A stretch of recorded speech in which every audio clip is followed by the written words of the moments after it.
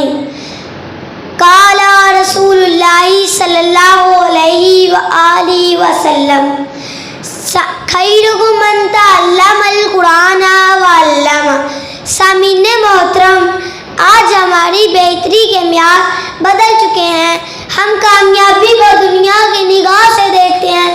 ہمارے نزدیک معزز وہ ہے جو دنیاوی اعتبار سے پڑھا لکھا ہو، شرافت کا تمغہ اس کے سر سجتا ہے جو تہذیب اسلامی کا دشمن ہو۔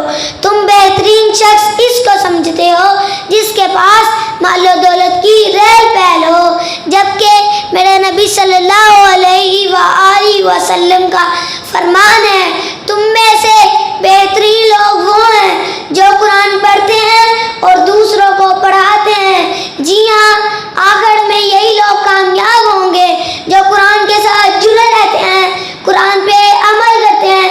قرآن نے کہا زنا سے رک جاؤ تو فوراً رک گئے۔ قرآن نے شراب کو حرام کہا تو انہوں نے لبیک کہہ کر مان لیا۔ قرآن نے جوئے سے منع کیا تو انہوں نے جوا چھوڑ دیا۔ قرآن نے نماز پڑھنے کا کہا تو یہ سجدوں میں گر پڑے۔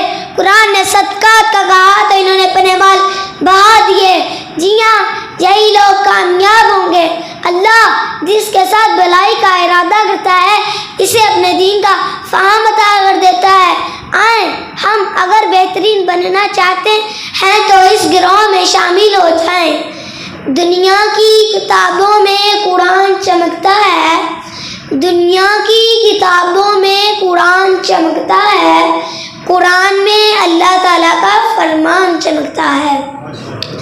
عادت جو بنا لے قرآن کی تلاوت کی، عادت جو بنا لے قرآن کی تلاوت کی، اللہ کی نظر میں وہ انسان چمکتا ہے، اللہ کی نظر میں وہ انسان چمکتا ہے۔ والسلام برکاتہ۔ نحمده ونصلي على رسوله الكريم اما بعد فاعوذ باللہ من الشیطان الرجیم بسم اللہ الرحمن الرحیم۔ قال رسول اللہ صلی اللہ علیہ وسلم البر حسن الخلوق۔ اپنے اخلاق کو رکھ مثل شجر بنا کر، اپنے اخلاق کو رکھ مثل شجر بنا کر، جو تجھے پتھر مارے تو اسے ثمر عطا کر۔ سامعین محترم، دنیا میں مختلف قسم کے لوگ رہتے ہیں۔ کچھ برے کردار کے مالک ہوتے ہیں، کچھ عمدہ اخلاق کے پیکر۔ انسان فطری طور پر اچھے کردار کے لوگوں کو پسند کرتا ہے، اس لیے کہ اچھا اخلاق انسانیت کا زیور ہے۔ حسن اخلاق کے بغیر انسان نہیں رہتا بلکہ درندہ بن جاتا ہے۔ ہمارے پیارے نبی صلی اللہ علیہ وسلم اخلاق کے اعلیٰ درجے پر فائز تھے۔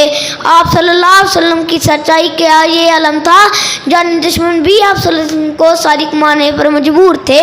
ہمارے آقا صلی اللہ علیہ وسلم کی ایمان تو دیانت کا یہ حال تھا کہ ایک فار مکہ بھی اپنی امانتیں آپ صلی اللہ علیہ وسلم کے پاس رکھواتے تھے۔ نبی رحمت صلی اللہ علیہ وسلم صبر و تحمل کی انتہا یہ تھی کہ پتھروں سے لہو لہان ہو کر بھی طائف والوں کے لیے بد دعا نہیں کی۔ ہمیں بھی چاہیے کہ ہم پیغمبر صلی اللہ علیہ وسلم کی پیروی کریں، عمدہ کردار کے پیکر بنیں، اچھا اخلاق اپنائیں۔ اچھا اخلاق یہ ہے کہ ہم کسی سے حسد نہ کریں، کسی پر غصہ نہ کریں، دلوں میں بغض کینے کی جگہ محبت و پیار رکھیں، بے حیائی کو چھوڑ کر حیاداری کو سینے سے لگائیں، بڑوں کی عزت کریں، چھوٹوں سے پیار بانٹیں۔ زندگیاں بیت گئی اور قلم ٹوٹ گئے، زندگیاں بیت گئی اور قلم ٹوٹ گئے، تیرے صاف کا ایک باب بھی پورا نہ ہو سکا۔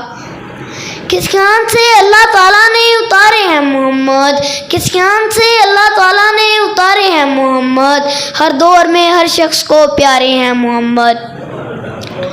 محبت کے یوں جس نے دریا بہائے، محبت کے یوں جس نے دریا بہائے، دل ان کا بھی چھینا جو سر لینے آئے، دل ان کا بھی چھینا جو سر لینے آئے۔ والسلام۔